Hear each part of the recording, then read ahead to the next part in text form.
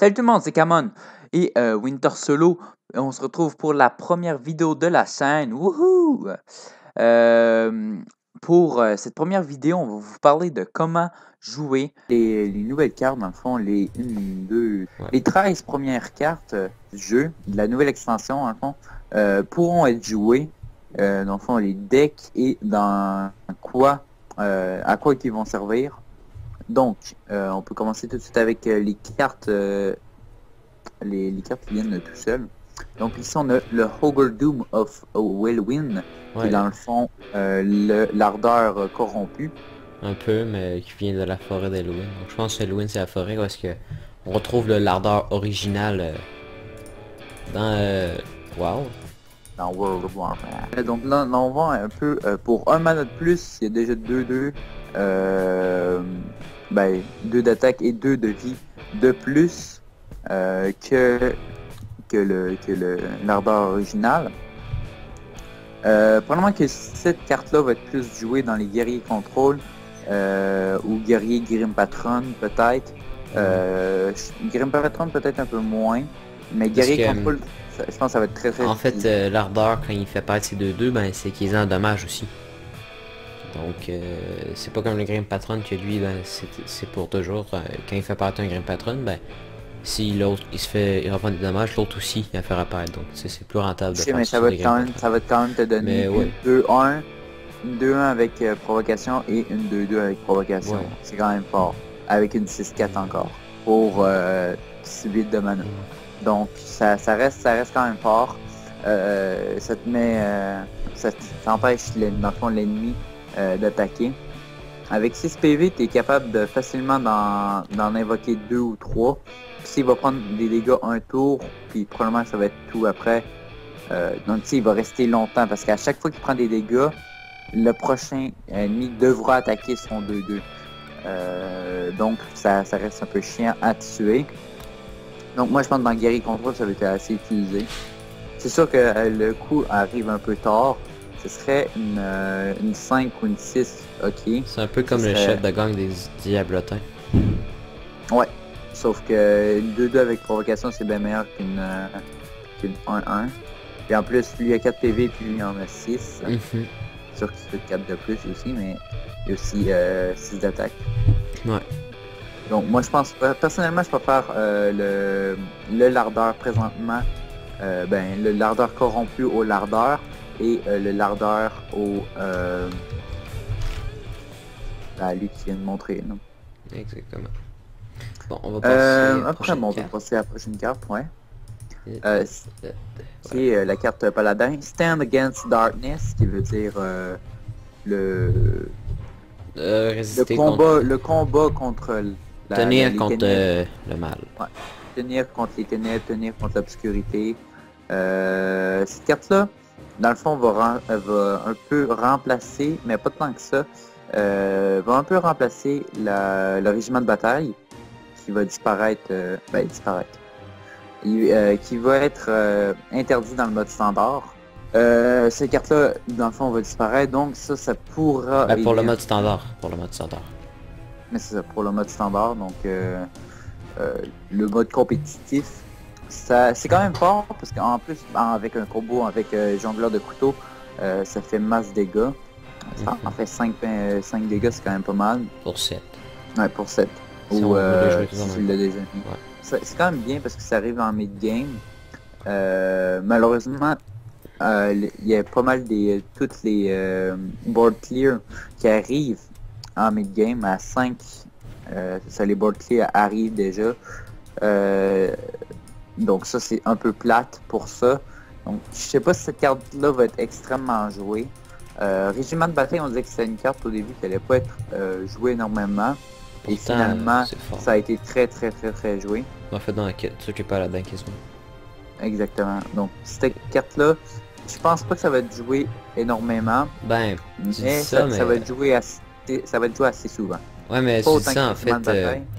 C'est que le paladin, il n'y a pas beaucoup de tour 5. Hein. Si tu regardes ce tour 5, à part celui-là, et peut-être une veille solennelle, les tours 5 intéressants, il n'y en a pas beaucoup. Parce que, en fait, le paladin joue surtout des tours 5 comme le robot soin antique. dans certains decks. Il joue aussi le Crash Vase et Oreb. Donc maintenant qu'il perd ça, c'est ça, on pourrait peut-être jouer le Kodo parce qu'il y a les cartes garde la pédale d'or, comme ça, ou le truc qui met l'attaque à 1, humilité. Donc, mais à part de ça, il n'y a pas beaucoup de tour 5 le paladin, donc on va voir les tours 5 qu'on va avoir. Ouais, c'est ça, donc ça fait des tours 5 intéressants. Mais comme je t'ai dit, les board clear arrivent soit au 4e tour, soit au tour paladin, swipe aussi au 4e tour. Piège explosif. Piège explosif, c'est sûr que ça va être assez dévastateur. Mais si tu combines ça avec c'est quoi son nom, le maître des... qui donne +2/+2 à toutes les recrues de la main d'argent. Ouais, mais lui, il va perdre, il va disparaître pour le mode standard. Ah, ok. Bon ben, ça peut perdre. Donc, c'est pas mal ça, là. Donc, une carte qui va être jouée peut-être un peu mid-range. Une carte pour vraiment remplir s'il n'y a pas de nouvelles cartes, parce qu'il reste encore une centaine de cartes à annoncer. Donc, probablement qu'il devrait y avoir une carte, au moins des cartes paladins mid-range. Donc des tours 5. Ben ça, des tours 5. Puis des tours 5 paladins aussi, il va probablement en avoir. On passe à la prochaine carte. Exactement. Le mangeur de secrets. Le mangeur de secrets. Donc ça va être une carte qui va dépendre de la méta. Donc s'il y a beaucoup de paladins secrets. Ben, pas nécessairement des paladins secrets. Ça devrait être paladins secrets, mage, mage freeze. Ouais, c'est ça. Ou mid-range hunter peut-être. Dans la méta actuelle, on pourra mettre 2 par deck, ça passerait parce que, étant donné que, on passe notamment au paladin, hein, paladin secret, une carte assez... Un paladin secret, bon, probablement, je pense pas que ça sera moins joué étant donné qu'il va perdre son vengé. Parce que son vengé, c'était pas mal la carte la plus importante avec le noble sacrifice pour le paladin secret. Parce que, c'était les deux qu'on mettait en double. Sinon, on met un esprit combatif, une rédemption et peut-être un repentir. Et sinon, le reste, on ne mettait pas les autres secrets du paladin. En plus, j'ai entendu que l'adversaire mystérieux pouvait être nerf. Ah, il va peut-être être patché. Mais de toute façon, je pense que le paladin secret devrait disparaître. Je pense pas. Sans venger, ça rend pas mal... À moins qu'il sorte un autre secret craqué. Là. Ouais, exactement. Mais ça peut être bon contre un mage. Étant donné que mage a quand même quelques sécrétions comme mage qui... Hunter midrange qui va apparaître... pas nécessairement juste le midrange. Je dis pas mal joué. Le chasseur aggro, il joue 2 pièges explosifs, puis des fois d'autres... mais quand tu joues ça... quand tu joues midrange hunter, tu joues pas mal plus de secrets. Ouais. Mais ça n'empêche pas le fait qu'on... Déjà ours. Mais les secrets, ils vont être un petit peu changés parce qu'ils vont perdre le 6 avant fou. Hein? Ouais, mais ça... Ouais, c'est sûr que ça change un petit peu, mais quand même. Donc, cette carte-là, on s'entend pour dire qu'elle est pourrie sans les secrets. Donc, moi, j'en mettrais un dans mon deck quand... il y a beaucoup de mid-range hunter et de mage freeze. Ouais, c'est pas mal. À la prochaine carte qui est la mer. La Master VC, probablement que Winter Solo est le seul homme sur la Terre qui trouve cette carte. Je pense qu'il y a Torque aussi. Qui est trouvé... Non, pas Torque, Noxious qui trouvait la carte correcte. C'est lui qui m'a un peu convaincu à la trouver jouable. Donc une 4-2 pour 4. Mais c'est quand même potasse un peu de la merde. C'est dans le fond c'est les doubles des stats de l'amasseur de butin, mais 5 fois moins forte. Je veux dire, je pense que je préférerais jouer les amasseurs de butin. Déjà ils coûtent 2. C'est un bon début de jeu. Parce que 1 PV ou 2 PV, ça fait pas vraiment de différence. Là. Pas mal toutes les cartes ont de quoi tuer cette carte l'amasseur vicié très rapidement. Donc pour les stats c'est déjà très pourri. Ça serait étonnant qu'ils survivent un tour. Parce qu'il fait quand même 4 points de dégâts, donc c'est quand même une force à faire attention. Le moyen en fait qui survit 4 tours, qui survit un tour, c'est que regarde les tours 4.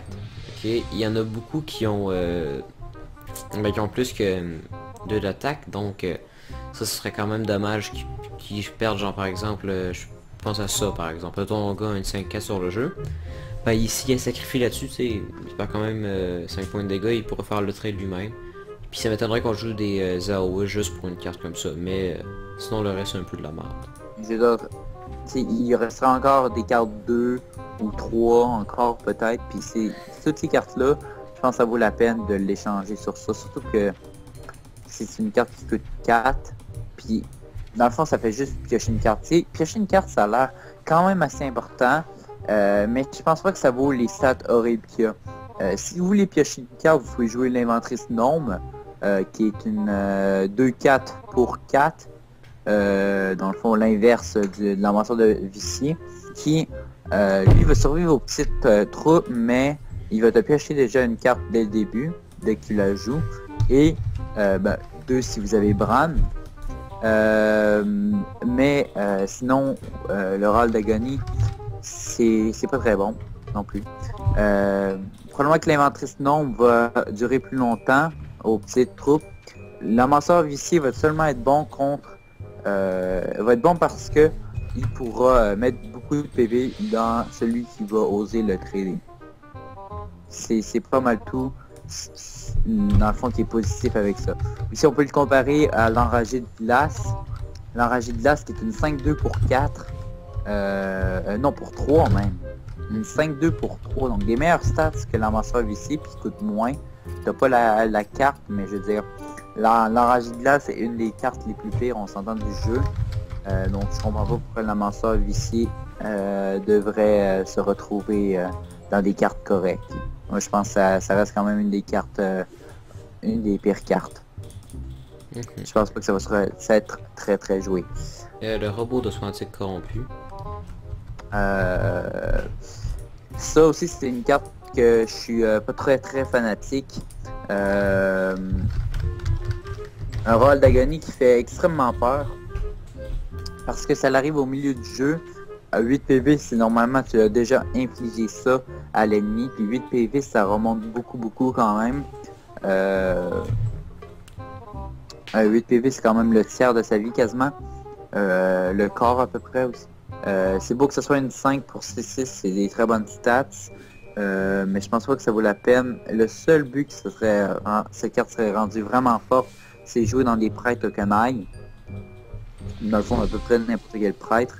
Mais je la vois pas dans aucune autre classe. Autre, si tu vas avoir de la value. Si tu as l'intention de trader les cartes, dans le fond, de garder le contrôle, ça peut être pas si pire. Donc dans le fond, dans guerrier, ça peut être pas pire. Parce que tu as des bonnes stats. Et de toute façon, il faut que tu attendes normalement pour le petit Alexstrasza pour mettre à 15 PV. Ils vont jouer cette carte-là, ils vont un peu s'en foutre en 8 PV parce que ils n'auront pas fait 8 points de dégâts aux héros adverses, ils vont avoir trade tout le long. Puis si on fait, c'est juste parce que la personne en face aura joué aucune créature, donc ils ont juste fait trade tout le long pour garder un contrôle du board pour pouvoir finir en fin de partie. Voilà, c'est pour ça que la carte peut être bonne. Mais c'est ça, c'est juste bon dans les decks contrôle.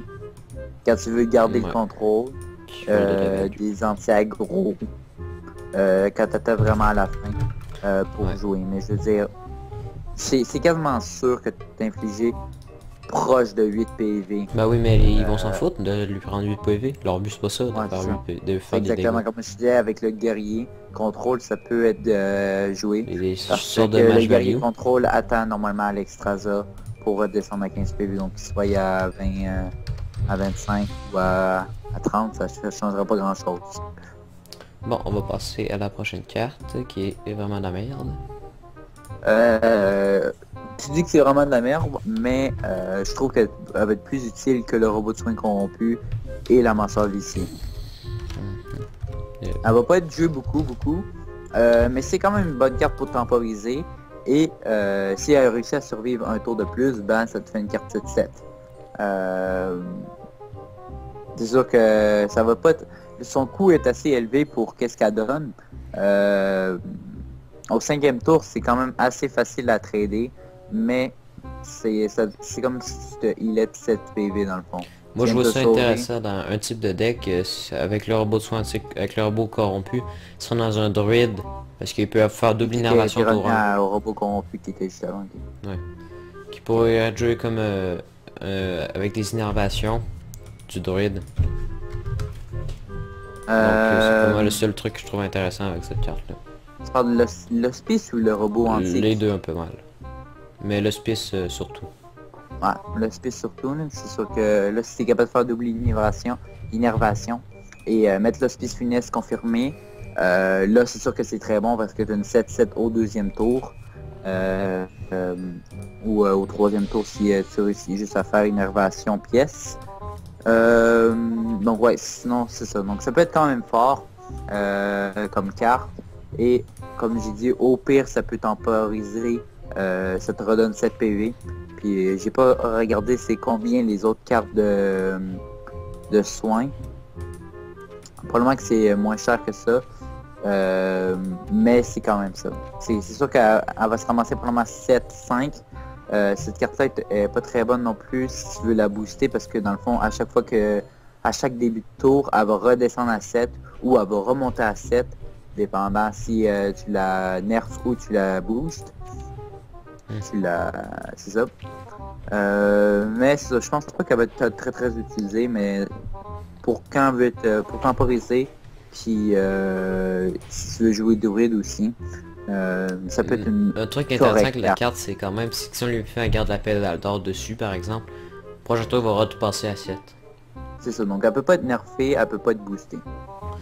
Donc c'est ça le point pour probablement. On va passer une des dernières cartes qui est assez forte. C'est une carte médiocre, mais pas tant que ça. Ça peut être correct. Donc la prochaine carte c'est une bête du chasseur, donc si on va voir les bêtes qui coûtent 7 plus, mais en fait les chasseurs vont perdre, il y en avait pas beaucoup qui étaient joués.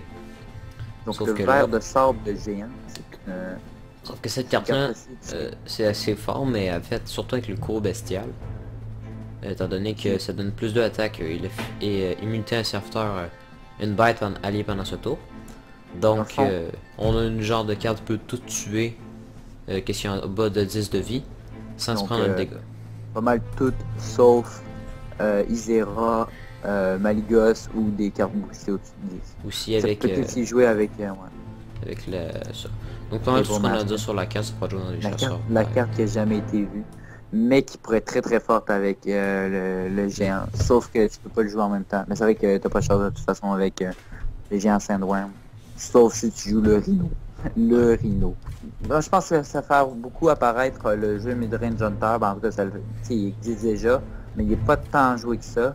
Agressif. Moi je crois que dès que l'expansion va sortir, le paladin secret qui va disparaître, le mage mecha aussi qui va disparaître. En fait, c'est le chasseur midrange, je pense qu'il va prendre beaucoup d'importance. Ça va dépendre aussi des autres 120 cartes. Ça va être aussi pour le mode standard, parce que là on a une méta agressive à Hearthstone. Il y a beaucoup de decks agressifs en ce moment. Donc je voulais les decks fun. C'est ça, avec Cetoon en plus, qu'on va passer tout de suite.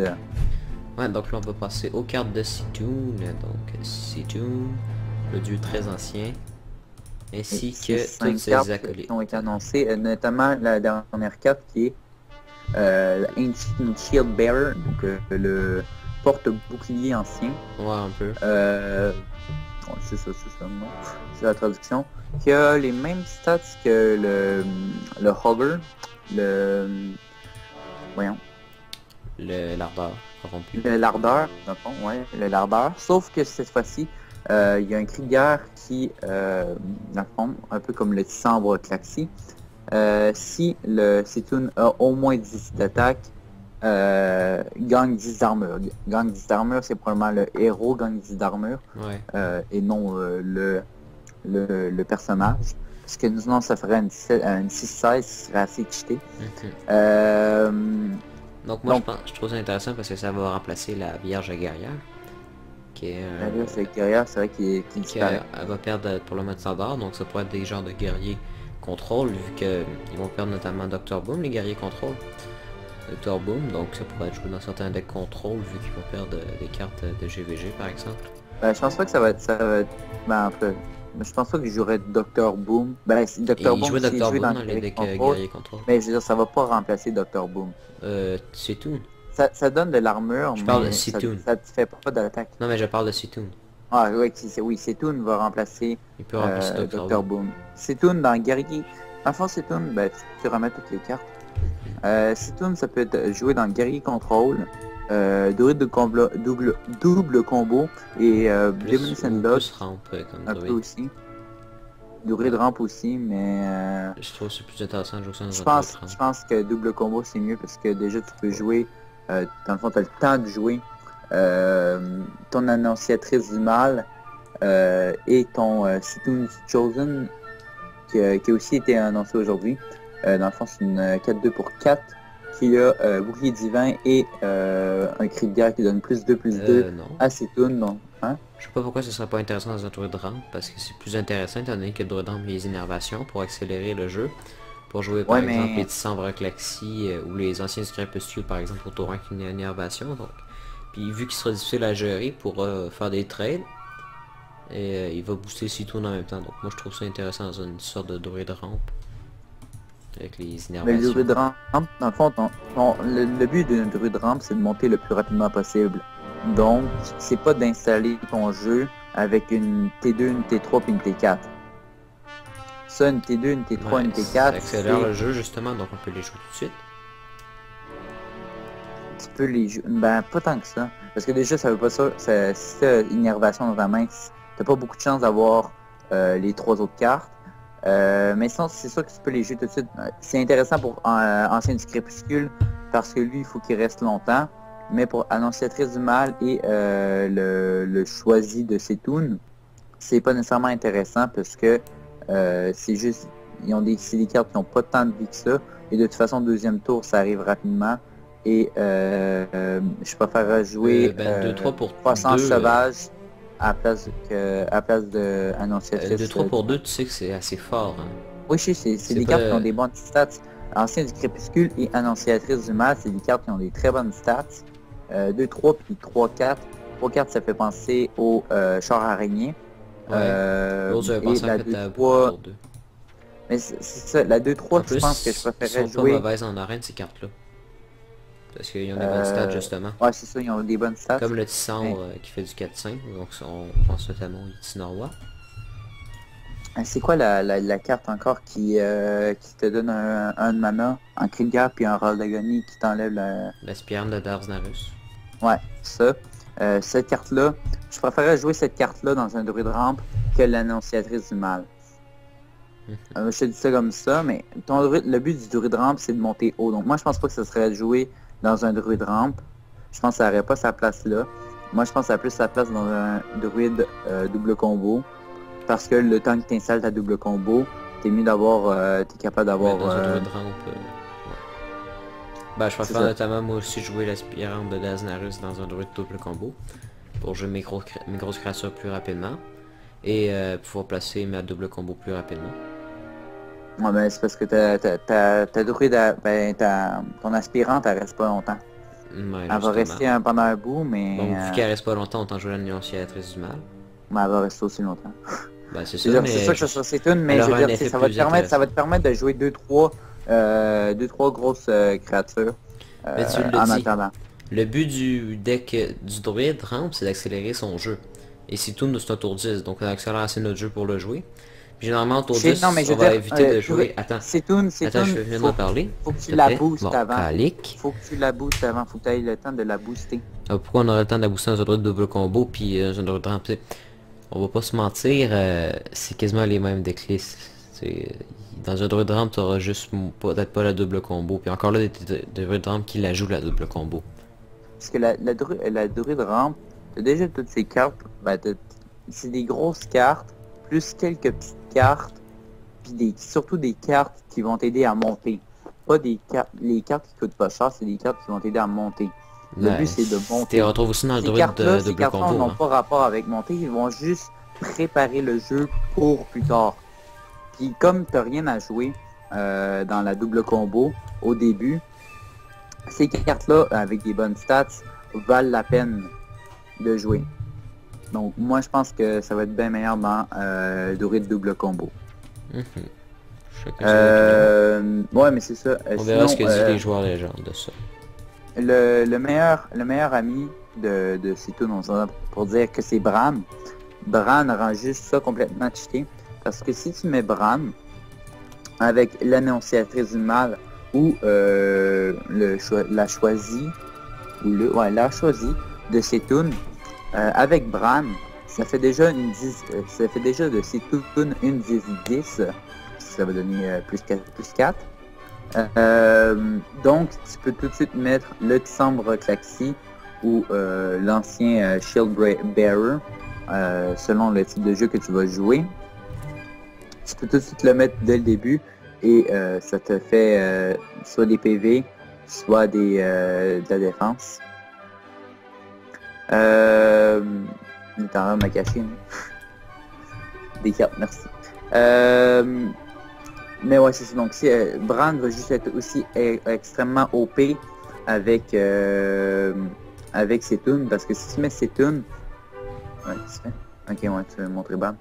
Dans le fond, si ça double son cri de guerre, ça veut dire que déjà, ça va probablement déjà être une 10-10 si tu as réussi à mettre une ou deux annonciatrices du mal ou une ou deux ses tunes chosen. C'est déjà au moins une 10-10. Si tu mets Bran juste avant, donc un tour avant ou avec Ragnaros, tu réussis à faire baisser son prix.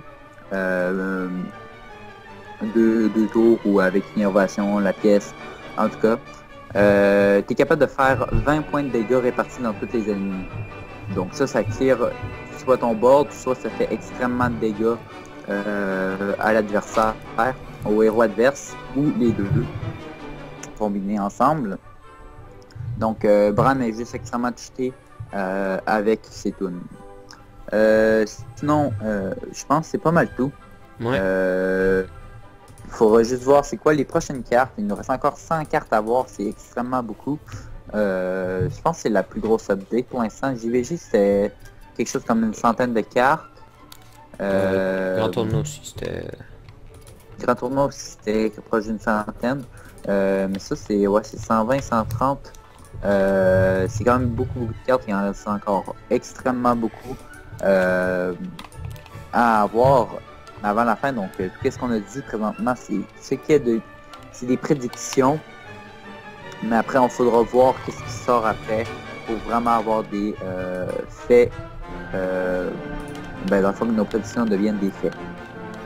Donc voilà. Des faussetés. Voilà. Donc j'espère que vous avez aimé cette vidéo. Si vous avez aimé cette vidéo, veuillez laisser un pouce bleu, ça fait toujours plaisir. C'est la première vidéo, donc ça ferait plaisir d'avoir max de pouces bleus. Vous pouvez vous abonner à la chaîne pour savoir quand les prochaines vidéos vont sortir. On va essayer de vous sortir les vidéos le plus souvent que possible. Vous garder informé un peu des sorties des nouvelles cartes. Probablement que demain, j'ai essayé de faire une vidéo sur le bras de fer. Vous montrer quelques bons decks qui peut être utilisé pour jouer dans le bras de fer. Sinon, je vais peut-être faire aussi du Minecraft. Ça va dépendre de mon mood. Et moi, je risque de faire des tutoriels pour faire des arènes. Donc, exactement. Voilà. Donc, vous pouvez vous abonner pour savoir quand ces vidéos vont sortir. Je pense que c'est pas mal tout. Vous pouvez partager la vidéo bien sûr à vos amis pour leur montrer nos prédictions. Vous pouvez nous écrire dans les commentaires si vous êtes d'accord avec nous autres ou si vous êtes contre nous autres, puis vous pouvez nous expliquer bien sûr c'est quoi votre avis à vous autres. Et c'est pas mal ça. Je vous dis à la prochaine.